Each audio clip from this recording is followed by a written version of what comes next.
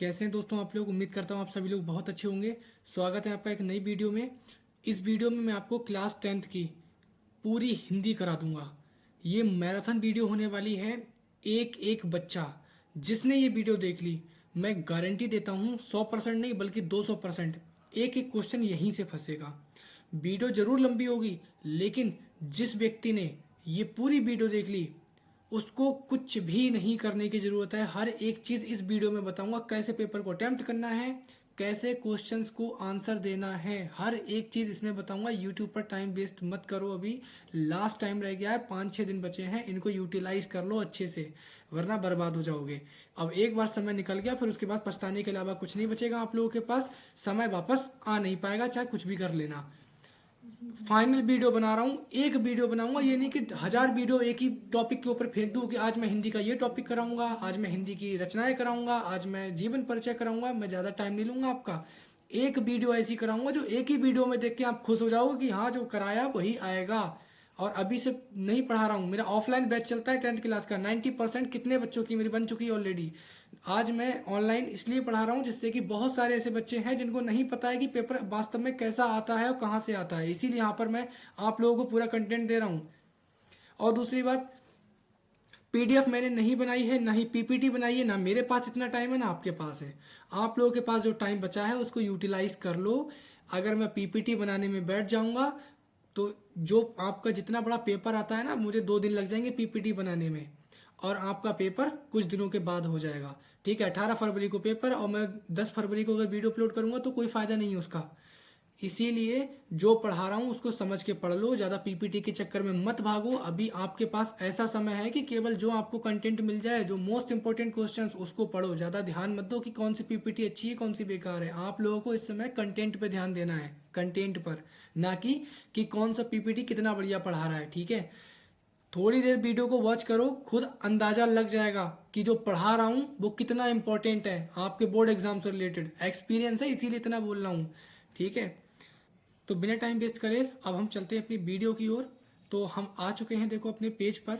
ठीक है, और इसमें सभी क्वेश्चन मिक्स होंगे। मैं आपको एक एक चीज़ से सब कुछ बताते हुए चलूँगा, सो डोंट वरी। बस आप कुछ देर इत्मीनान से इसको पढ़िए, और जब आपको समझ में आने लगे तो आप खुद कहेंगे कि हाँ जो मैं आज पीडीएफ आपको करा रहा हूँ ये बहुत ज़्यादा इंपॉर्टेंट होने वाली है। ठीक है, आप खुद ये चीज़ समझ जाएंगे कि आपके कितने इंपॉर्टेंट है ये, कि आपके सीधे बोर्ड एग्जाम में आएंगे। जैसे नदी के द्वीप, ये उपन्यास है, किसका है? सच्चिदानंद और हीरानंद बादशाहन अज्ञेय, 2022 में पूछा गया था। ठीक है, इससे बस एक ही क्वेश्चन इधर पढ़ना है आपको। ठीक है, बाणभट्ट की आत्मकथा, ये क्या है? उपन्यास है, हजारी प्रसाद द्विवेदी की मोस्ट इंपॉर्टेंट क्वेश्चन है। ठीक है, जितने इंपॉर्टेंट क्वेश्चन है सब कुछ कराऊंगा, जितना जल्दी हो सकेगा उतना जल्दी। टाइम वेस्ट नहीं करना है मुझे आपका। बर्फ की गुड़िया, बाल साहित्य है, जयप्रकाश भारती, 2017, 20, 22 लगातार पूछा गया था। आगे बढ़ते हैं।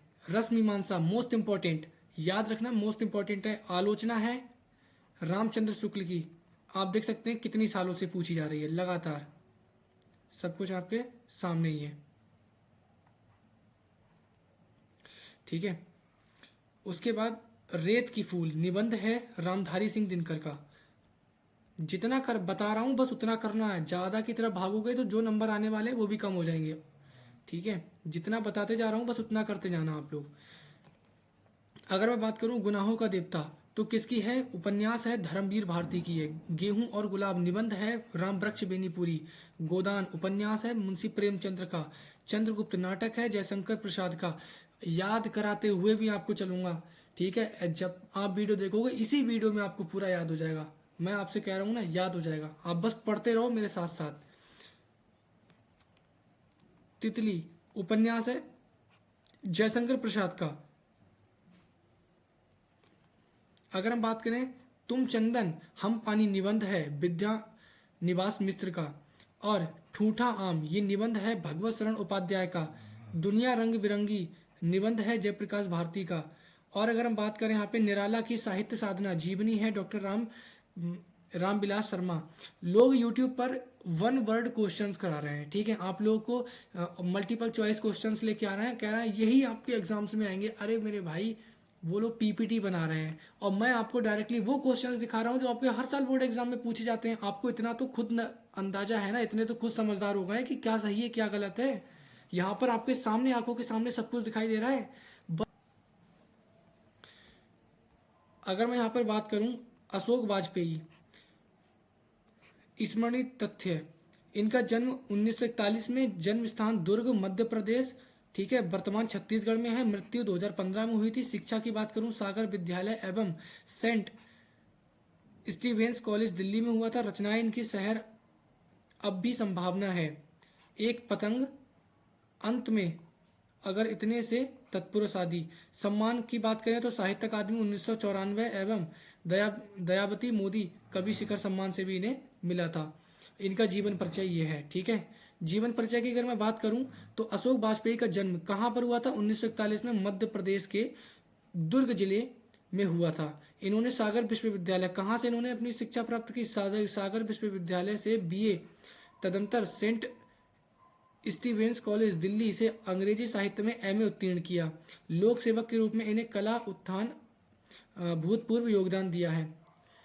रटना नहीं है, मैं पहले बता दे रहा हूँ, जीवन परिचय रटना नहीं है। रटने वाली बातें कौन सी हैं? जो मैं हाईलाइट कर रहा हूँ, सिर्फ वो रटना है, बाकी कुछ भी नहीं रटना है। जन्म कहाँ पर हुआ, पिता का नाम क्या था, माता का नाम क्या था, किस जगह पे जन्म हुआ है, ये चीज़ें आपको रट के जानी है। बाकी सब अपने पास से लिखना है कि ये इतनी छोटी उम्र में थे, इनके ये दिक्कतें इनके सामने आई हैं, इन्होंने ऐसी इन मुसीबतों में अपनी पढ़ाई पूरी करी है। ये सब खुद से बना के लिखना है, खुद से बना के लिखना है, कुछ याद नहीं करके जाना है। जो याद करने वाली चीज़ें मैंने बता दी हैं, ठीक है। इनकी रचनाएं की अगर मैं बात करूं, अशोक वाजपेयी की अब तक की स्वलिखित संपादित 33 कृतियां प्रकाशित हो चुकी हैं, जिनमें शहर अब भी संभावना है 1966 में, जो इन्होंने ये वाली संभावना, एक पतंग अनंत में 1984, अगर इतने से 1986, तत्पुरुष 1989, कहीं नहीं वहीं 1991, बहुरी अकेला 1992, थोड़ी सी जगह 1994, घास में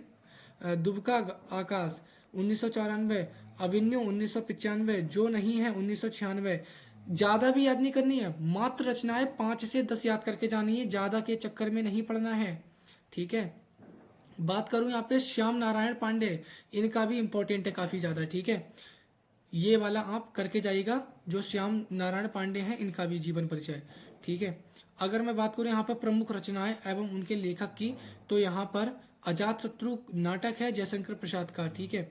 और अतीत के चलचित्र रेखा चित्र महादेवी वर्मा का। यही क्वेश्चन सीधे आएंगे पेपर में।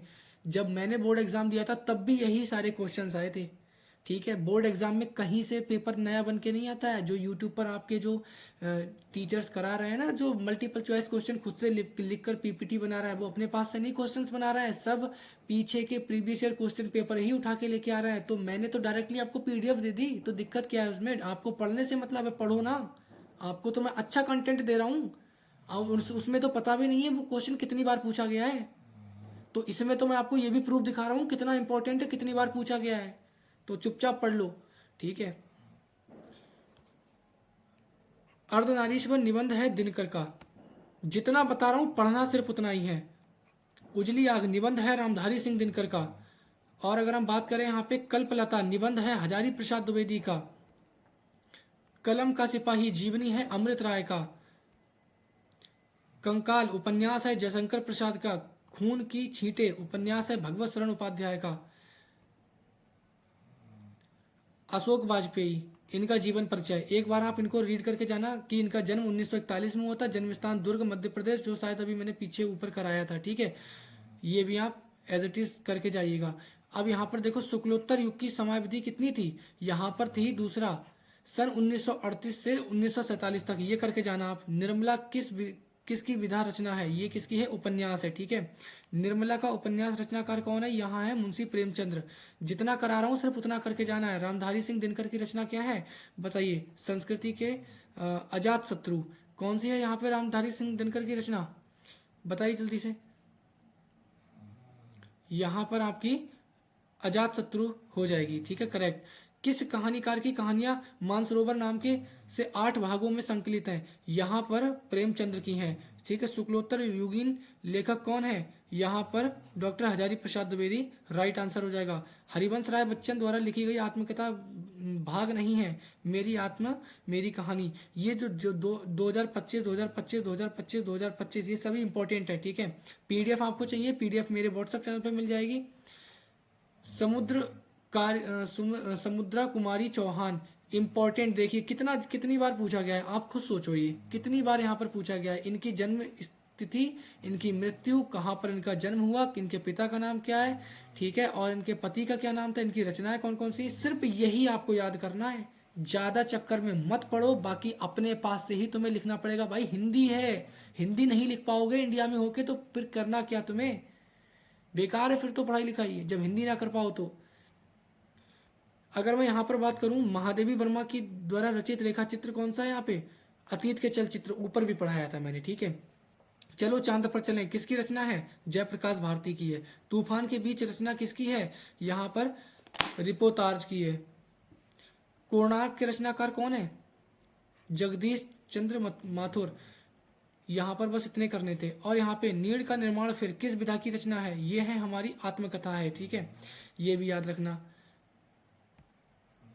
अगर बात करूं पंडित माखनलाल चतुर्वेदी, ये देखिए कितनी बार पूछा गया है। जन्म 1889 में हुआ, मृत्यु 1967 में, जन्म स्थान बम्बई में, रचनाएं इनकी ये हैं सभी, बस इतनी याद कर लो, इनकी एक बार पढ़ लो, सब समझ में आ जाएगा कि इनकी कहानी क्या थी, ठीक है। बात करूं यहाँ पे झूठ सच उपन्यास किसका है, ये यशपाल का है, ठीक है। आचार्य रामचंद्र शुक्ल प्रसिद्ध कौन थे, ये थे आलोचक साहित्य के लिए।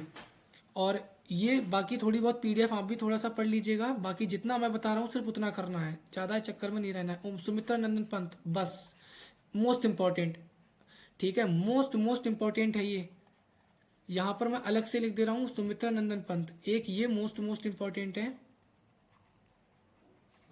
सुमित्रा नंदन पंत का ये जरूर आप करके जाइएगा, ठीक है। और देखिए इनकी जन्म 1900 में हुआ, जन्म स्थान कौसानी, जिला अल्मोड़ा, मृत्यु 1977, पिता पंडित गंधदत्त पंत, रचनाएं बीणा, ग्रंथि, पल्लव, गुंजन, युगांत, युगावली, स्वर्ण किरण, उत्तरा, ग्राम्या, लोकयातन, रश्मिबंध आदि, ये सभी उनकी। और एक बार यहाँ पर आप लोग इनकी कहानी पढ़ लेना, आपको सब समझ में आ जाएगा और अपने आप बना के आप लिख दोगे वहाँ पे, ठीक है। अगर मैं यहाँ पर बात करूँ, यह है इंपॉर्टेंट, हंस पत्रिका के संपादक अथवा हंस पत्रिका के प्रथम संपादक कौन थे, यहाँ पर मुंशी प्रेमचंद्र। कितनी बार पूछा गया, 3 से 4 बार, ठीक है। आगे बढ़ते हैं, यहाँ पर ध्रुव स्वामिनी के नाटक के रचनाकार हैं। जरूरी नहीं है मैं यहाँ पे सीरियल वाइज आपको पढ़ाऊँ, ठीक है, हिंदी है, आपको बस ये पता होना चाहिए कि इंपॉर्टेंट क्वेश्चन कौन सा है। तो यहाँ पर आपको वैसे भी पता लग रहा है, यहाँ पर रचनाकार और इसके नाटक के बारे में पूछा जा रहा है ध्रुव स्वामिनी को, तो कौन है यहाँ पे, जयशंकर प्रसाद। बस पढ़ते जाओ जो पढ़ा रहा हूँ, ठीक है, याद करते जाओ। रस मीमांसा के लेखक कौन है बताइए, आप लोग भी मुझे कमेंट में जवाब दीजिए जिससे कि आप लोगों को याद हो जाए। तो यहाँ पर रस मीमांसा के जो लेखक है वो निराला नहीं है, यहाँ पर रस मीमांसा के जो है रामचंद्र शुक्ल हैं, ठीक है, याद रखिएगा। आगे बढ़ते हैं, यहाँ पर सुमित्रा नंदन पंत दोबारा से आ गई हैं, थोड़ा सा पीडीएफ को मिसमैच हो गई है, लेकिन कोई दिक्कत नहीं, बस जो मैं बताऊंगा बस करना बस उतना ही है, ठीक है, ज़्यादा की तरफ नहीं भागना है। सेवा सदन के उपन्यास के लेखक कौन है, यहाँ पर है यशपाल, ठीक है। और क्या भूलूं क्या याद करूं रचना, बहुत ज़्यादा इंपॉर्टेंट, हरिवंश राय बच्चन, बहुत ज़्यादा इंपॉर्टेंट, क्या भूलूं क्या याद करूं रचना, ठीक है, एज इट इज़ याद करके जाना, हरिवंश राय बच्चन की है। अगर मैं बात करूं गुनाहों का देवता, क्या बात है, ये क्वेश्चन तो फेवरेट है एग्जामिनर का, उपन्यास है ये और किसका है ये मुझे कमेंट में बताना आप लोग, ठीक है, गुनाहों का देवता। महादेवी वर्मा, आपको जीवन परिचय सिर्फ यही करके जाना है। महादेवी वर्मा का 100 नहीं 200% गारंटी दे रहा हूँ, ऑप्शन में जरूर मिलेगा आपको, ठीक है, महादेवी वर्मा का करने के लिए। ये देखिए, बात करें इनका जन्म 1907 में हुआ था, जन्म स्थान फरुखाबाद में हुआ था, मृत्यु 1987 में हुई थी, शिक्षा एमए संस्कृत से इन्हें किया था, रचनाएं निहार, रश्मि और नीरजा, सांध्य गीत, यामा, दीपशिखा। इनके बारे में यहाँ पर आपको थोड़ा बहुत पढ़ के जाना है, जिससे कि आपको थोड़ा बहुत इनकी जिंदगी के बारे में नॉलेज मिल सके कि इनने क्या किए थे, क्या संघर्ष इन्होंने उठाए थे, ठीक है। अगर मैं बात करूं प्रेमचंद्र प्रसिद्ध किसके लिए थे, ये थे कहानीकार के रूप में, ठीक है। और मानस का हंस जीवनी किसकी है, ये है तुलसीदास की। और लिखी कादर के कोरे रचना के लेखक कौन है यहाँ पे? अज्ञेय है। ठीक है, तो यहाँ पर ये सभी क्वेश्चंस इंपॉर्टेंट हो जाएंगे। और देखते हैं यहाँ पर इंपॉर्टेंट क्वेश्चन, बिल्कुल शेखरा एक जीवनी उपन्यास किसका है? अज्ञेय का है। एज इट इज याद करते हुए चलना। मैथिली शरण गुप्त, देखिए अगर मैं गद्य में बात करूं आपके जीवन परिचय की, एक महादेवी वर्मा, और अभी मैं एक और बताऊंगा, आने दीजिए स्लाइड को, नीचे होने दीजिए, क्वेश्चंस को अपने आप मुझे बता दूंगा मैं आपको कौन सा करना है। ठीक है, मैथिली शरण गुप्त, महादेवी वर्मा को तो मैंने बता ही चुका हूं मैं। इसमें कोई क्वेश्चन है इंपॉर्टेंट, देख लेता हूँ। देखिए क्वेश्चंस तो बहुत हैं। ठीक है, अब आपके पास इतना नहीं टाइम है कि आप सभी क्वेश्चंस पढ़ पाएँ। रामनेश्वर त्रिपाठी ये भी इतने इम्पोर्टेंट नहीं है। हाँ, यहाँ पर हम देख लेते हैं कि जो रचना की जो विधा किसकी है और लेखक कौन है। ठीक है, एक बार ये जरूर देख लेते हैं। अगर मैं बात करूँ यहाँ पे सेवा सदन, इम्पोर्टेंट उपन्यास है, प्रेमचंद्र का है। ठीक है, हिमालय की पुकार आलोचना है, जयप्रकाश भारती की है। ठीक है, और विचार बीती निबंध है, रामचंद्र शुक्ल का है। प्रतिशोध नाटक है, विनायक दामोदर सावरकर का है। ठीक है, याद कर लेना, बता रहा हूँ, बहुत इंपॉर्टेंट है। ये क्या है? कंठस्थ श्लोक। श्लोक की अगर मैं बात करूँ तो कौन सा याद करना है? देखो यहाँ पर अपनी श्लोक, यहाँ पर इन श्लोक में देखिए, ये श्लोक दे रखे हैं, इतने सारे श्लोक। ठीक है, इतनी बार पूछा जा चुका है, पेपर के कोड लिखे हुए हैं। इनमें से आप क्या करना है, या तो आप ये वाला याद कर लो। ठीक है, आपके ऊपर मैंने छोड़ दिया है, इतने में से आपको एक करना है। ठीक है, या तो ये वाले कर लीजिए या फिर ये वाले कर लीजिए। अब आप ये देख लेना आपको कौन सा आसान लग रहा है। जो आपको आसान लग रहा है आप इनमें से वो कर लेना, बस करके जाना एक। ठीक है, और अपने पास से ही इसमें लिखना है, ज़्यादा और कुछ नहीं करना है इसमें। ठीक है, और अगर मैं यहाँ पे बात करूँ रस, बिल्कुल व्याकरण बहुत इंपॉर्टेंट है। व्याकरण तो छोड़ के मत आना, चाहे आपको पेपर भले ही नहीं आ रहा है, भूल गए वहाँ पे, तब भी करना है। कुछ भी लिख के आओ, लिख के आना है पेपर में, खाली नहीं छोड़नी है कॉपी। ठीक है, रस की बात करूँ, हास रस मोस्ट मोस्ट इम्पॉर्टेंट, बहुत बार, एक बार नहीं बहुत बार पूछा गया है, विद प्रूफ दिखा रहा हूँ, ऐसा नहीं कि ऐसे ही पढ़ा दे रहा हूँ। चलिए हास्य रस के बारे में थोड़ा सा बताता हूँ। हास्य रस की परिभाषा, किसी व्यक्ति की अनोखी आकृति, अनोखे ढंग की वेशभूषा, बातचीत, विचित्र प्रकार की चेष्टाएं आदि असंगतिपूर्ण वस्तुओं अथवा क्रियाओं को देखकर हास्य में जो विनोद का भाव उत्पन्न होता है उसे हास्य कहलाता है। अब ये होता क्या है हास्य? हास्य रस क्या है भाई साहब? ये कह रहा है कि कोई व्यक्ति है, उसकी क्या आकृति है, कोई उसका अनोखा ढंग है, उसकी वेशभूषा मतलब कैसे कपड़े पहनना है, कैसे बातचीत करता है, उसमें क्या अलग चीज़ें हैं, उन सबको देखकर अगर उसके मन में हंसी उठ रही है, जैसे आप लोग कभी कभी जाते हैं और आपको देख के हंसी आने लगती है किसी को, उसके जो दिल में जो ये भाव उठ रहा है, वो हंसी आ रही है उसको, वही हास्य रस कहलाता है। तो क्या निकल के आया यहाँ पे? एकदम सिंपल डेफिनेशन, जब हम किसी व्यक्ति को देखते हैं और हमारे मन में उठने वाले जो भाव होते हैं और जिससे हमें हंसी आती है, वही हमारा हास्य रस कहलाता है। बहुत इंपॉर्टेंट है, बहुत ज़्यादा। ठीक है, आगे देखो, इधर इतने ज़्यादा इंपॉर्टेंट क्वेश्चंस नहीं हैं। और ये देखिए क्वेश्चन आंसर आ गए आपके संस्कृत के। भारतम एक राष्ट्रम इति विरुद्धम कस्य उक्ति, तो यहाँ पर उत्तर हो जाएगा इयम अलछेंद्र उक्ति। ठीक है, ये इंपॉर्टेंट क्वेश्चन है। बाकी ये जो 2025 में आए हैं, एक बार आप इन्हें भी नोटिस कर लीजिएगा, एक बार इनको भी आप पढ़ के जाइएगा।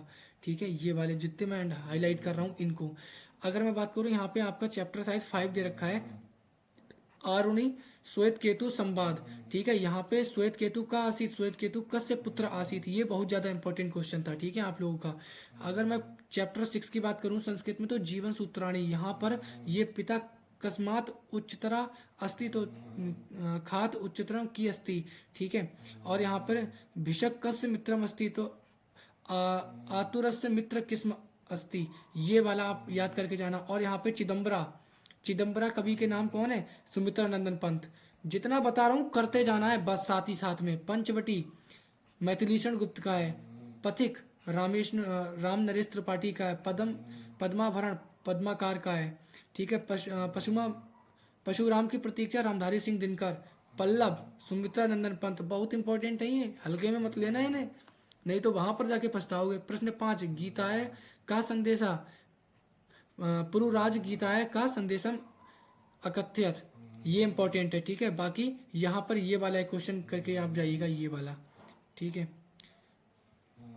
और अगर मैं यहाँ पे बात करूँ, अरुणि श्वेत केतु संवाद, तो श्वेत केतु का आसीत, श्वेत केतु कस्य पुत्र आसीत, ठीक है, ये वाला आप याद करके जाएंगे यहाँ पर। और इधर कोई क्वेश्चन है क्या? नहीं नहीं, इधर तो कोई नहीं है। बाकी यहाँ पर ये करके जाएंगे, भारतीय संस्कृति का संगम स्थली, भारतीय संस्कृति सर्वेशा और मतावलंबिना संगम स्थली, ठीक है। यहाँ पर वीर वीरेण पूज्यते, बहुत इंपॉर्टेंट चैप्टर है, ठीक है। यहाँ पर ये क्वेश्चन, ये वाला क्वेश्चन, ये वाला क्वेश्चन और ये वाला क्वेश्चन 100% आएंगे, 100%। मैं बता रहा हूँ ना आपको, देखना आप लोग। अलछेंद्र का आसीत, अलछेंद्र यवन राज आसीत। पुरु राजा का आसीत, पुरु राजा एक भारत वीरा आसीत। पुरु और यहाँ पे पुरु राजा केन सह युद्धम अकरोत, पुरु राजा अलछेंद्रन सह युद्धम अकरोत। वीर केन पूज्यते, वीर वीरेण पूज्यते, बहुत इंपॉर्टेंट, लिख के देता हूँ, आएगा जरूर, देख लेना आप, ठीक है। यहाँ पर ये जो रचनाएं हैं वन वर्ड वाली, ये आप खुद से पढ़ लेना, ठीक है, क्योंकि इसमें मैं नहीं बता सकता कि कौन सी आ जाए, क्योंकि इतनी सारी हैं, इसमें कोई सी भी आ सकती है, ठीक है। लेकिन यहाँ पर मैं जरूर बता सकता हूँ कि कौन सा आएगा। भारतीय संस्कृति मूल किम अस्ति, यहाँ पर ये आपका आंसर हो जाएगा और ये याद करके जाएगा। भारतीय संस्कृति किधर अस्ति अस्मा अथवा करके 2 बार इसको क्वेश्चन को पूछा है और ये इसका आंसर रहा, ठीक है। अगर हम बात करें विश्व से सत्रष्टा का, विश्व से सत्रष्टा ईश्वर अस्ति, कई बार पूछा गया है, ठीक है। और यहाँ पर भारतीय भारतीय संस्कृति का संगम स्थली, तो भारतीय संस्कृति सर्वेशा मताब संगम स्थली, ये वाला आप करके जाइएगा। और यहाँ पर रीतिकाल की समय अवधि को माना जाता है, ये वाला, ठीक है। और छात्रसाल दशक के रचनाकार कौन है, यहाँ पे तार सप्तक के लेखक कौन है या संपादक कौन है, ये बात आपको याद कर लेनी है एज इट इज़, ठीक है। और दूर सप्तक का प्रकाशन, और दूर सप्तक का प्रकाशन किसने किया था, 1951 में हुआ था, ये आपको याद कर लेना है। और यहाँ पर आ गया चंद्रशेखरा, ठीक है, चंद्रशेखरा का आसीत, चंद्रशेखरा एक प्रसिद्ध क्रांतिकारी देशभक्ता आसीत, ठीक है, बहुत इंपॉर्टेंट क्वेश्चन है, याद करके जाइएगा। और यहाँ पर चंद्रशेखर स्वनाम किम अकथ्य, चंद्रशेखर स्वनाम आजाद इति अकथ्य, चंद्रशेखर स्वापितु नाम अकथ्य, चंद्रशेखर स्वापितु नाम स्वतंत्र इतु अकथ्य, ठीक है। यहाँ पर ये वाला और ये इसका आंसर हो जाएगा, ये वाला क्वेश्चन और ये इसका आंसर हो जाएगा, ये वाले आप करके जाएंगे यहाँ पर। और यहाँ पे तो मैं, ये वाला क्वेश्चन तो आ ही चुका है, यहाँ पर ये करके जाइएगा, ठीक है। भाव विलास के रचयिता कौन है, यहाँ पर देव, ठीक है, देव है यहाँ पे। और दूसरा सप्तक जो मैंने अभी ऊपर कराया था, ठीक है, कई थोड़े यहाँ पे रिपीट हो गए, लेकिन टेंशन लेने की बात नहीं है, जो मैं बता रहा हूँ करना वही है, जितना मैं हाईलाइट कर रहा हूँ, ठीक है, सिर्फ पढ़ के वही जाना है। ये भी हो चुका है इधर। बाकी गंगा लहरी किसकी रचना है, ये है पद्माकार की, ठीक है, ये बहुत इंपॉर्टेंट है आप लोगों के लिए। और अगर मैं बात करूँ यहाँ पे आंगन के पार द्वार रचना किसकी है, यहाँ पर है ये अज्ञेय की है। राम की शक्ति पूजा के रचनाकार कौन है, यहाँ पे सूर्यकांत त्रिपाठी निराला है। और यहाँ पे छायावाद युग की प्रवृत्तियां कौन है, यहाँ पे है श्रृंगार प्रेम वेदना, ठीक है। और यहाँ पर अगर मैं बात करूँ वाराणसी कस्या आसीत, ये आपका आंसर हो जाएगा, ये वाले 2 बार पूछा गया था, ये आपका फाइनल आंसर हो जाएगा। और यहाँ पर वाराणसी कैसा संगम स्थली, ये बहुत ज़्यादा इंपॉर्टेंट है, देख लेना, अगर ये दोबारा से रिपीट हुआ है तो आप लोग एक बार देख लीजिएगा, ठीक है। और यहाँ पे रीतिकाल के काव्य वाले, ये बहुत इंपॉर्टेंट है। आप सोचते होंगे सर बहुत जल्दी जल्दी करा रहे हैं, भाई साहब पेपर बहुत बड़ा आएगा, इसीलिए जल्दी जल्दी करा रहा हूँ, पेपर में बहुत कुछ है अभी पढ़ने के लिए, अभी तो स्टार्टिंग हुई है, ठीक है। वाराणसी यहाँ पे ये मैं दोबारा से बता दे रहा हूँ, ये मैं अभी करवा चुका था, 3 बार क्वेश्चन को पूछा है लगातार इसने, अलग अलग तरीके से, देख लो आप, आपके आंखों के सामने है कितना अलग अलग तरीके से क्वेश्चंस को पूछ रहे हैं ये लोग, ठीक है। उपमा अलंकार आ गया आपके पास, उपमा अलंकार मोस्ट इंपॉर्टेंट, रट के जाओ, रट के। परिभाषा कहाँ पे है, जहाँ किसी एक वस्तु को किसी दूसरी प्रसिद्ध वस्तु के गुण धर्म स्वरूप कारण समानता की तुलना की जाती है, उपमा अलंकार होता है, ठीक है। मतलब कि जहाँ हम किसी वस्तु की किसी दूसरी प्रसिद्ध वस्तु से गुण धर्म स्वरूप उसकी समानता या उसकी तुलना करते हैं, तो वहाँ पे रूपक उपमा अलंकार होता है, ठीक है। जैसे जिस वस्तु की समानता बताई जाए वो उपमेय होता है, और जिस वस्तु से तुलना की जाती है वो उपमान होता है। और वाचक शब्द इसमें क्या होते हैं, समानता को व्यक्त करने वाले शब्द वाचक शब्द कहलाते हैं। और साधारण धर्म जो गुण उपमान और उपमेय में समान रूप से प्रकट रहता है, ठीक है। जैसे हरिपद कोमल कमल से। अगर आपको स्पष्ट का स्पष्टीकरण भी पूछता है, याद रखना आप, तो इसका स्पष्टीकरण उपमेय हरिपद है, उपमान कमल है, वाचक शब्द से है, साधारण धर्म कोमल उपमान। इसमें उपमा के चारों अंग विद्यमान है, अतः उपमा अलंकार है। ठीक है। और यहाँ पर दूसरा उदाहरण ये है, पीपर पात सरिस मंडोला। स्पष्टीकरण उपमेय, ये क्या है, मन है, उपमान पीपर है, पात। ठीक है। वाचक शब्द क्या है, सरिस, और साधारण धर्म डोला।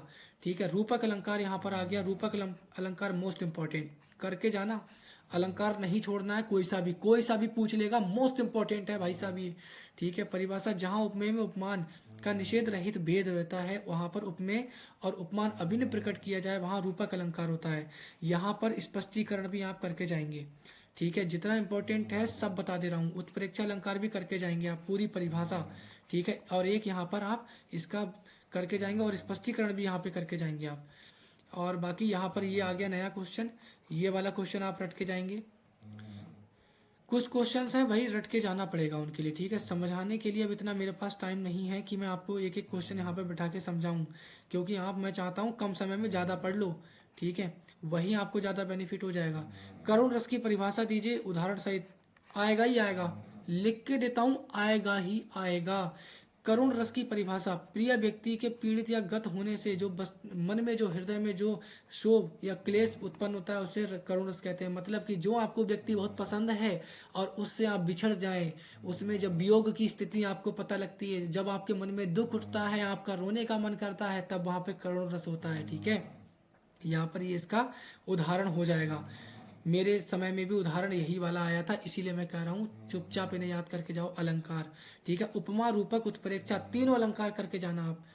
ठीक है। बाकी यहाँ पर ये वाला क्वेश्चन एज इट इज याद कर, रट लो, रट ये वाले क्वेश्चन जो बता रहा हूँ, वरना बहुत पछताओगे। डिमोटिवेट नहीं कर रहा हूँ, अपने एक्सपीरियंस के हिसाब से बता रहा हूँ। यही क्वेश्चंस आएंगे, देखना आप लोग जब पेपर दे के आओगे तब खुद कहोगे सर हाँ आपने जो बताया वही आया। ठीक है। ये वाला देखो, 3 बार क्वेश्चन को अलग फॉर्मेट से इन लोगों ने पूछ लिया है। ठीक है। और यहाँ पर ये वाला क्वेश्चन और ये वाला क्वेश्चन। ठीक है। ये वाला करके जाएंगे आप। हाँ, डॉक्टर भगवत शरण उपाध्याय, एक भगवत शरण उपाध्याय और एक महादेवी वर्मा। जो ऊपर शायद महादेवी वर्मा थी, कौन थी वो, रुको मैं देख लेता हूँ एक, कौन थी वहाँ पे ये।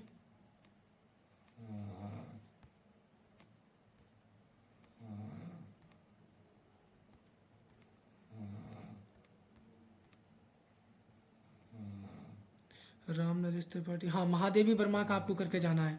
महादेवी वर्मा का आपको करके जाना है, वह वो आपको आ जाएगा। ठीक है। ऑप्शन में जीवन परिचय करने के लिए उसमें लिखा होगा कि या तो महादेवी वर्मा का कर दो या रामधारी सिंह दिनकर। देख लेता हूँ मैं यहाँ पे कौन से थे वो, जो मैं बता रहा हूँ वही आप कर लो बस। आपके 70 में से 50-60 नंबर कहीं नहीं गए हैं अगर आप बिल्कुल, हाँ भगवत शरण उपाध्याय। ठीक है। भगवत शरण उपाध्याय का करके जाइएगा। करना कैसे है, मैंने जैसे बताया, जन्म, जन्म स्थान, शिक्षा, मृत्यु।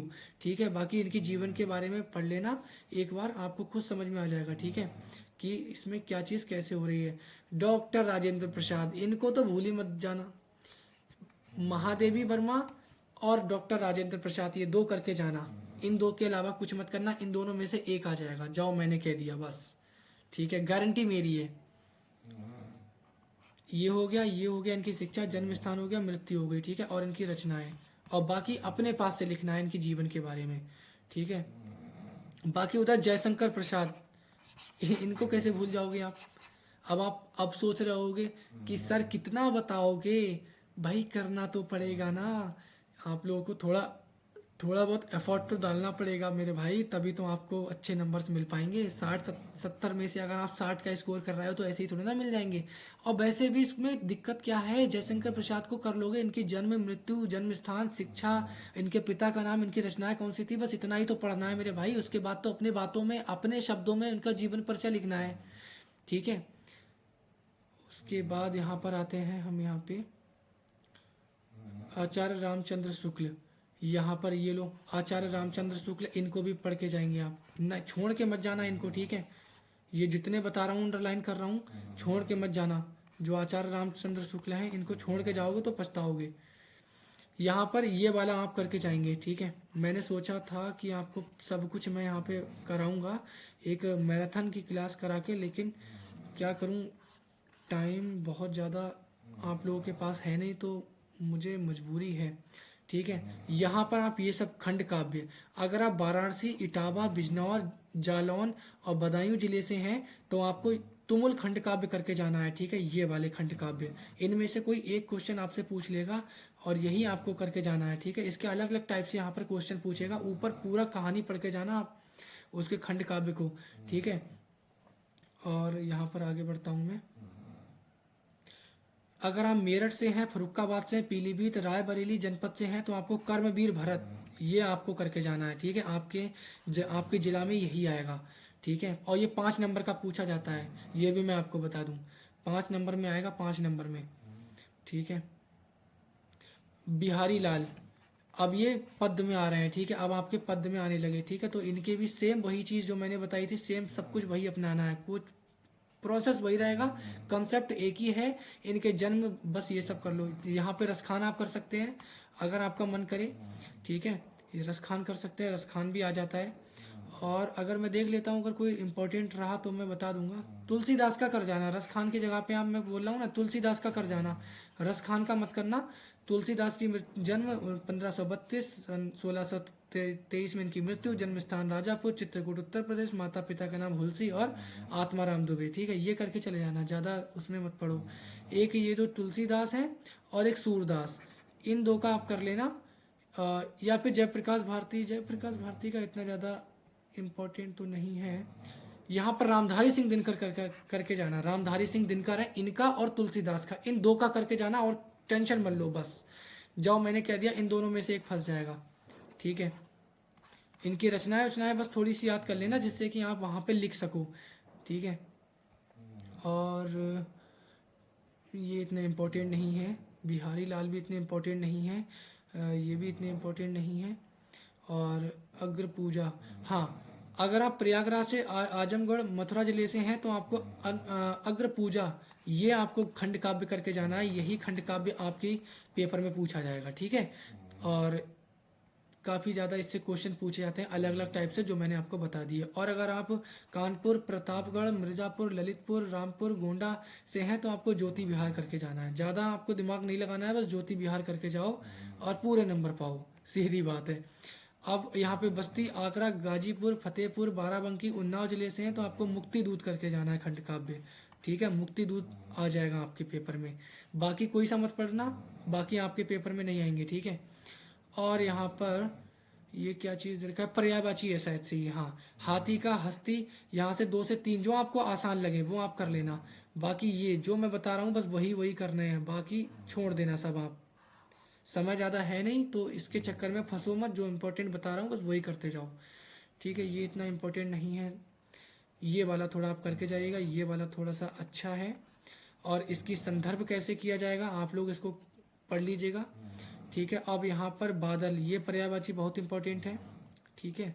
और ब्रह्मा बहुत ज़्यादा इंपॉर्टेंट है, बिजली बहुत ज़्यादा इंपॉर्टेंट है, गाय बहुत ज़्यादा इंपॉर्टेंट है, वायु बहुत ज़्यादा इंपॉर्टेंट है आपके पर्यायवाची में। जो आपको आसान लगे आपको याद वही करना है, ठीक है। ये नहीं कि जो कठिन है वो भी याद करते हुए जा रहे हैं, जो आसान लगे इसमें करना सिर्फ वही है। जैसे रात्रि का, रात, रजनी, निशा, शायद 2 पूछता है, कभी कभी 4 भी पूछ लेता है, ये चक्कर में मत रहना आप। ये आपके सामने इम्पोर्टेंट है, ठीक है। संदर्भ लिखना है, हिंदी लिखनी है इसकी, और व्याख्या कर देना है, ठीक है। वो आप कर देंगे मुझे उम्मीद है।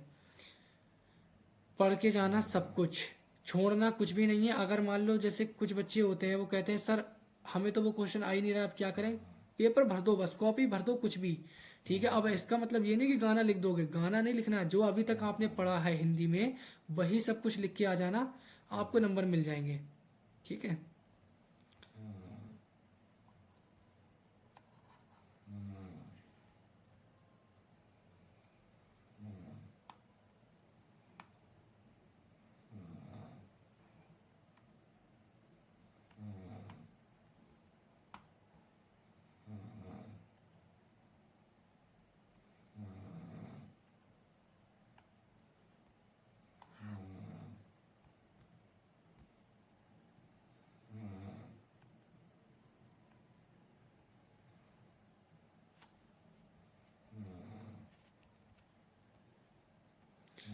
और इधर मैं जो बता रहा था आप लोगों के लिए, ज्योति बिहार शायद ये हो, हाँ जी वाला हमारा हो चुका था, ये भी हो चुका था हमारा। और ये इधर भी मैंने आपको बता ही चुका हूँ, मैं इधर भी बता चुका हूँ। और हाँ, इधर से बता रहा था, तो आपको जो जो बता रहा हूँ बस वही वही करके जाना है, ठीक है। ये वायु, ये तो मैं ऑलरेडी ऊपर भी बता चुका हूँ, सूर्य भी बता दिया मैंने, फिर भी मैं हाईलाइट कर दे रहा हूँ, कन्फ्यूज़न नहीं होना चाहिए। हाँ, तो मैं कह रहा था कॉपी में लिखना क्या है भाई साहब, मान लो नहीं आ रहा है कुछ भी समझ में, तो जो आप अभी तक आपने हिंदी में पढ़ा है बस वही लिख देना, ठीक है। हिंदी का लेकिन लिखना हिंदी में ही, और हिंदी से रिलेटेड लिख देना, बस आपको नंबर मिल जाएंगे, डोंट वरी, बिल्कुल परेशान मत हो, कोई फेल नहीं होगा यहाँ पे, ठीक है। फेल तो किसी को नहीं होने दूंगा, जाओ मैंने कह दिया। जितना बता रहा हूँ ना, अगर आपने उतना मेरा पढ़ा हुआ पढ़ भी लिया ना, तो 70 में से 50 नंबर कहीं नहीं गए, गारंटी लेता हूँ इस बात की मैं। मेरे ऑफलाइन बैच चल रहा है, उसमें मैं अभी इस समय मेरे बच्चे हैं, बहुत अच्छे नंबर आ रहे हैं उनके, जब मैं उनके मॉक टेस्ट ले रहा हूँ, ठीक है।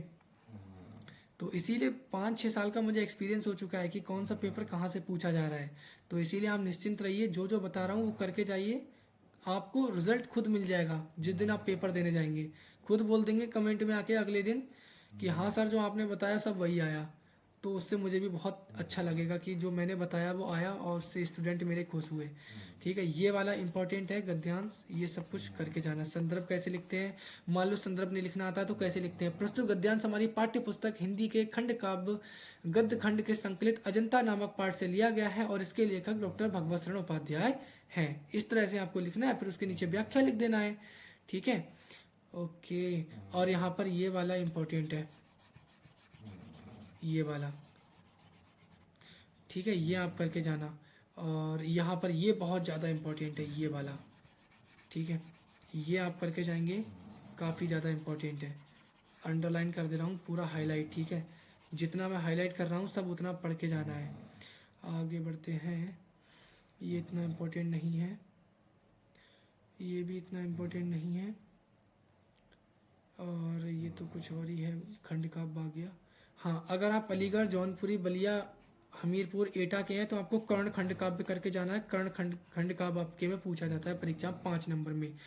अगर आप गोरखपुर, मुरादाबाद, शाजापुर, लखीमपुर, मैनपुरी, मुजफ्फरपुर के हैं तो मातृभूमि करके जाना आप। मातृभूमि के लिए यही आपका खंड काव्य पूछा जाता है 5 नंबर में, ठीक है। और आगे बढ़ते हैं, अगर आप लखनऊ, सहारनपुर, फैजाबाद, बांदा, झांसी, हरदोई ज़िले से हैं तो आप जय सुभाष करके जाएंगे। आपके ज़िले में आपके जय सुभाष खंड काव्य आता है 5 नंबर में, ठीक है। और यहाँ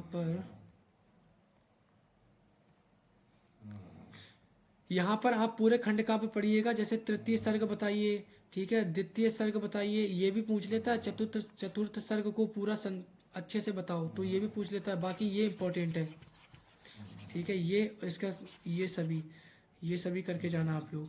मेवाड़ मुकुट अभी बताऊंगा, मेवाड़ मुकुट कहाँ की है, ठीक है। ईशिया तो नहीं गई मेरे मन से। मेवाड़ मुकुट, अगर आप बुलंदशहर, देवरिया, बरेली, सीतापुर, सुल्तानपुर, बहराइच के हैं तो आपको मेवाड़ मुकुट करना है, ठीक है। मेवाड़ मुकुट बहुत इंपॉर्टेंट है, और यही आती है 5 नंबर में आएगी, ठीक है। और चलिए आगे बढ़ते हैं, यहाँ पर ये वाला काफ़ी ज़्यादा इंपॉर्टेंट है, अजंता। और अजंता किसने लिखा है बताना तो मुझे ज़रा, भगवत शरण उपाध्याय, ठीक है। अजंता भगवत शरण उपाध्याय का चैप्टर है ये, एज इट इज़ याद करके जाना। वाराणसी से ये वाला आएगा, ठीक है। आपको व्याख्या करने के लिए यही वाला आएगा, ठीक है। तो ज़्यादा दिमाग तो आपको दौड़ाना ही नहीं है, जो बता रहा हूँ सिर्फ वही करके जाना है आपको। ज़्यादा के चक्कर में रहोगे तो जो आता है वो भी भूल जाओगे, ठीक है। ये करके जाना है बस, जो बता रहा हूँ। पीडीएफ मैं आपको प्रोवाइड करा दूंगा, और उससे आप लोग पढ़ लीजिएगा, ठीक है। सब कुछ आपको मिल जाएंगे वहीं पे। बाकी आपको ये करके जाना है, ये वाले आपको करके जाना है, ठीक है। ये सब आपको करके जाना है, पढ़ना सब कुछ है। बाकी ये देखो, ये क्या है अभी मैं बताऊंगा। रस हो गया, समास यहाँ पे, हाँ ये आ गए हम। यहाँ पर क्या दे रखा है, उपसर्ग, अर्थ और नवीन। अध, अनाथ मतलब आपको शुरुआत में लगाने, अपकार, अपमान, ये सभी, ठीक है। ये अन, ये देखो, ये भरमार, अनु, कितना ज़्यादा इंपॉर्टेंट है। बस दो तीन तीन इसमें से चार चार याद कर लो बस। ये देखो ये वाला नी, और यहाँ पे उप कितना इम्पोर्टेंट है, ठीक है। जैसे उप प्रधानमंत्री, उप मंत्री, ये सभी अधिकार, अधिग्रहण कितना इम्पोर्टेंट है, आप खुद देखो। आपके सामने प्रूफ दिखा रहा हूँ मैं, और उसके बाद भी नहीं पढ़ोगे तो किसकी गलती है, आप बताओ। जब सब कुछ आपको मैं करा रहा हूँ, चार बार पूछा गया है अलग अलग टाइप से, ठीक है। करके जाना ये।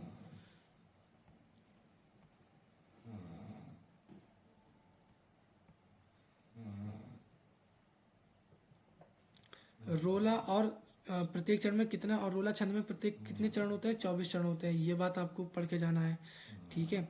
और ये वाला आपको इम्पोर्टेंट है, ये आपसे क्वेश्चन के लिए बहुत ज़्यादा इम्पोर्टेंट, और यहाँ पर ये भी बहुत इम्पोर्टेंट रहेगा आपके लिए। ये देखिए, ये इम्पोर्टेंट है, ये आपके लिए इम्पोर्टेंट रहने वाला है। बस कुछ ही देर के क्वेश्चंस रह गए हैं, टेंशन मत लीजिए, ये बहुत ज़्यादा इम्पोर्टेंट है। और यहाँ पर ये पीपर पात सरिस मंडोला, ठीक है, ये बहुत इम्पोर्टेंट है। ये वाला बहुत ज़्यादा इम्पोर्टेंट है। और जीवन में अनुशासन, ये बहुत ज़्यादा इम्पोर्टेंट है ये। और यहाँ पर ये बहुत ज़्यादा हास्य रस से संबंधित हास्य, ठीक है। करुण रस का स्थायी भाव शोक, मतलब दुख प्रकट करना, यही सब होता है शोक। यहाँ पर ये वाला इम्पोर्टेंट है, यहाँ पर ये बहुत ज़्यादा इम्पोर्टेंट है, और ये बहुत ज़्यादा इम्पोर्टेंट है। और रोला बहुत ज़्यादा इंपॉर्टेंट है, रोला आप पूरा करके जाएंगे। यह एक सममात्रिक छंद है, इसमें चार चरण होते हैं, प्रत्येक में 24 मात्रा होती हैं, 11 और 13 मात्राएं होती हैं। ये आपको उदाहरण करके जाना है पूरा, ठीक है। और पूरा इसको ब्रीफली, इसको अच्छे से समझाना है वहाँ पे। चलिए आगे बढ़ते हैं। यहाँ पर ये पूरा आपको करके जाना है ये, ठीक है, ये वाला आपको करके जाना है। और इधर से आपको ये वाला पूरा पढ़ के जाना है। और इधर से आपको रूपक अलंकार पूरा करके जाना है, ठीक है। रूपक छोड़ना ही नहीं है, ये तो आपको ढील देनी नहीं है, इसमें छंद आपको सब करके जाने हैं, ठीक है।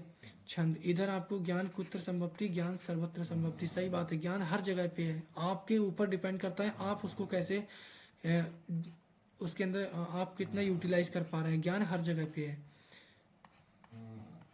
ये देखिए ये क्वेश्चंस है आपके ना, ज़्यादा टाइम मत वेस्ट करो यूट्यूब पर। ये देखिए, ये पढ़िए ना क्वेश्चन, जो आने वाले पेपर्स में जो क्वेश्चंस है वो करो ना। ज़्यादा करके करना क्या है, आपको 90% बनानी है तो आप यहाँ से भी बना सकते हो। इतने ज़्यादा क्वेश्चंस है यहाँ पे। ये देखिए, विदेश, देश विदेश, जल थल, जल और थल, ये कोई कठिन थोड़ी नहीं है। ये देखिए ये, और ये देखिए ये कितना इम्पोर्टेंट है। चौराहा, चार राहों का समूह, नवरत्न, 9 रत्नों का समूह, इम्पोर्टेंट। और अब यहाँ पर आ गया निबंध, पर्यावरण प्रदूषण, इन पे निबंध लिखना है। और निबंध अपने आप लिखना है, अपनी भाषा में। ये नहीं कि रट के जा रहे हैं निबंध को। कुछ बच्चे तो मैंने ऐसे देखे हैं जो कहते हैं कि निबंध हमें याद ही नहीं हुआ है। अरे मेरे भाई, निबंध अपने अपने आप लिखना होता है यार। निबंध कोई याद थोड़ी ना करके जाओगे। निबंध आ गया कि पर्यावरण पर निबंध लिखो, तो पर्यावरण के बारे में नहीं जानते हो क्या, है जो पर्यावरण को याद करके जाओगे। राष्ट्रीय एकता, इस पर थोड़ा सा पढ़ के जाइएगा। यहाँ पर ये इम्पोर्टेंट है, ठीक है, ये आप एक बार देख लीजिएगा। और ये इम्पोर्टेंट है थोड़ा सा निबंध, और इसको भी आप देख लेना। और यहाँ पर ये आप करके जाइएगा, इसका संदर्भ और इसका हिंदी में अनुवाद ये दे रखा है। और ये वाला आप करके जाएंगे, जिसमें संदर्भ ये है और हिंदी में अनुवाद इसका ये दे रखा है, ठीक है। और यहाँ पर ये वाला आप करके जाएंगे, संस्कृत में ये दे रखा है और हिंदी में अनुवाद ये दे रखा है, ठीक है। ये वाला संदर्भ ये दे रखा है। और यहाँ पर ये तो ज़रूर ही करके जाना, चाहे ऊपर वाला मत करना, लेकिन ये ज़रूर करके जाना। हाईलाइट कर दे रहा हूँ, ये करके जाना। ये वाला भी करके जाना है आपको। संदर्भ आप ऊपर एक बार पढ़ लीजिएगा, ठीक है, उससे ही देख के वैसा ही लिखना है, ठीक है। जीवन सूत्राणी, ये वाला इम्पोर्टेंट है। ये जो बता रहा हूँ ना, करके जाने हैं। अगर करके नहीं गए तो वहाँ पर बहुत पछताओगे, बता रहा हूँ मैं बच्चों, ठीक है। अपना मेरा एक्सपीरियंस है, उस हिसाब से। बस आज ये वीडियो आप लोगों को इसलिए अच्छी नहीं लग रही होगी क्योंकि मैं बहुत जल्दी जल्दी पढ़ा रहा हूँ, ठीक है। और दूसरी बात, आपको मैंने पीपीटी नहीं बनाई, इसीलिए आप सोचते होंगे कि सर तो आप हमें बस ऐसे ही बता दे रहे हैं। अब मैं क्या करूँ बताओ, टाइम कम है और मेरे पास इतना ज़्यादा भी साधन भी नहीं है कि मैं इतनी लंबी लंबी पीपीटी बनाऊँ। मुझे भी तो अपनी पढ़ाई करनी है ना, तो इसी वजह से ये थोड़ी सी प्रॉब्लम हो गई मेरे साथ। नहीं तो मैं भी पीपीटी बना देता आप लोगों के लिए। बस क्या है ना, आपके लिए मैं इंपॉर्टेंट क्वेश्चन दे दे रहा हूँ, अब आप लोग ये पढ़ लो जो जो मैं इंपॉर्टेंट बता रहा हूँ, ठीक है। और इसी में से फंस जाएंगे तो आप भी कहोगे कि हाँ सर, ज़्यादा आपने हमारा समय भी नहीं लिया और आपने हमें वो कंटेंट भी दे दिया जो हमारे सीधे पेपर में आया। तो कम समय में ज़्यादा पढ़ लो ना, ज़रूरी थोड़ी ना पीपीटी से पढ़ो, आपको तो बस पढ़ना है। अब वो ज्ञान आपको कहाँ से मिले उससे आपसे क्या मतलब। ये देखो, ये सबसे ज़्यादा इम्पोर्टेंट है। कैसे छोड़ दोगे बताओ इन क्वेश्चंस को। अब आपको मैं वीडियो नहीं दिखाता ये, तो आपको थोड़ी ना पता लगता कि आपको क्या पढ़ना है क्या नहीं पढ़ना है, तो आप तो छोड़ के आ जाते ये सारे क्वेश्चंस। चलिए, अभी थोड़े से क्वेश्चंस रह गए हैं। ये वाला, जैसे ये है, ये वाला ये करके जाएंगे आप, ठीक है। और इसका संदर्भ लिखेंगे और हिंदी में अनुवाद पूरा करके आएंगे, ठीक है। इससे रिलेटेड क्वेश्चन भी आप करके आएंगे। और यहाँ पर ये आप करके आएंगे, ठीक है। ये वाला आप करके आएंगे पूरा, इसको नहीं छोड़ेंगे इनको। और इधर इधर की अगर मैं बात करूँ तो ये वाला आप बहुत इम्पोर्टेंट है, ये इसको मत छोड़ के जाना, ठीक है। एक बार इसको देख लो और इसको छोड़ के मत जाना। ये इसका संदर्भ हो गया और ये इसका हिंदी में अनुवाद हो गया, ठीक है। और ये आपका हो गया एक एप्लीकेशन हो गई, ठीक है। ये आप एप्लीकेशन करके जाइएगा। फॉर्मेट याद कर लो कि सेवा में इधर आएगा, मुख्य अधिकारी आएगा, नगर निगम प्रयागराज महोदय आएगा। निवेदन इस प्रकार है कि इसमें अपनी कंडीशन बता देना, जो भी समस्या है भवदीय लिख देना, अपना नाम लिख देना और यहाँ पर जगह का नाम रख देना, दिनांक लिख देना, बात खत्म, ठीक है। ये तो आपका हो गया कैसे आपको लेट एप्लीकेशन लिखनी है। और यहाँ पर तत्सम तद्भव आएगा, अग्नि का आग, ठीक है। क्षण का खीर और छीण का खीर हो जाएगा। अंगुली का अंगुली का अंगुली हो जाएगा। और ये वहाँ पर कर्ण का कान हो जाएगा, ये वाला। अदय का आज हो जाएगा, कुपुत्र का कपूत हो जाएगा, अक्षी का आँख हो जाएगा। और यहाँ पे इतने तो इम्पोर्टेंट नहीं है ये। और आतंकवाद, ये जैसे निबंध है, भारत में आतंकवाद कैसे बढ़ रहा है, ये सारी चीज़ें। और लिखना कैसे है, सबसे पहले प्रस्तावना लिखना निबंध में। आतंकवाद का किसी पर भी निबंध लिखना, सबसे पहले प्रस्तावना, फिर उसके बारे में बताना। आतंकवाद, जैसे आतंकवाद के कारण क्या है, आतंकवाद के परिणाम क्या है, आतंकवाद को रोकने के उपाय क्या है, फिर उपसंहार लिखना। और कम से कम निबंध 9 पेज का होना चाहिए, तब पूरे 9 नंबर देगा एग्जामिनर, ठीक है। अगर 9 नंबर नहीं कर पा रहे हो तो कम से कम 5 से 6 पेज तो भर ही देना। अब आपको ये ज़्यादा लग रहे होंगे, लेकिन ज़्यादा नहीं है। पीताम्बर, पीत है अंबर, मतलब पीला है अंबर जिसका, ये करके जाना। चक्रपाणी, चक्रपाणी चक्र है जिसके हाथ में, ठीक है। लंबोदर, लंबा है उदर जिसका, लंबा है उदर जिसका, ये करके जाना आप। विषधर, विषधर, विष को धारण करने वाला।